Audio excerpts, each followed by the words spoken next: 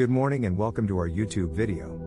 Recently, Rishi Sunak made headlines by announcing that the government had reached an agreement with unions representing over 1 million NHS workers on a fair and reasonable basis.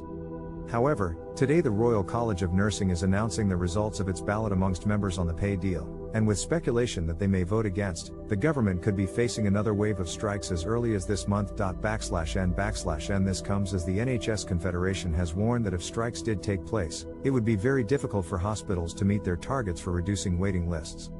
This potentially puts Rishi Sunak's pledge of cutting waiting times into jeopardy. N/N The Royal College of Nursing is announcing their result later today, and the GMB and Unite unions will be announcing results later in the month.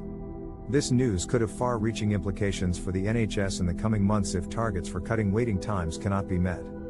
N/N As part of the deal, the government had offered a 6.5% increase over 3 years, with some of the money not paid until after the election. This wasn't enough to convince the unions, who argue that these pay rises still wouldn't cover the costs of living and the rise of healthcare costs. N/N strikes could mean patients having to wait longer for treatments and appointments, and some areas could be hit even harder than others.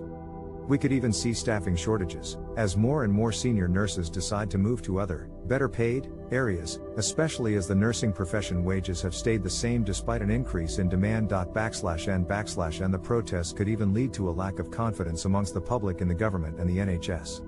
A prolonged period of industrial action could cause delays to treatments and further strain the ailing NHS budget. The potential impact on the waiting lists could be disastrous, especially as the NHS is already under tremendous pressure to meet targets. N/N So there's a lot riding on this vote, and the results may have far-reaching implications for the NHS in the coming months. We don't know how today's results will turn out, but it could have an outsized impact on the UK, and the NHS in particular. We'll keep you informed as the results come in and the situation develops.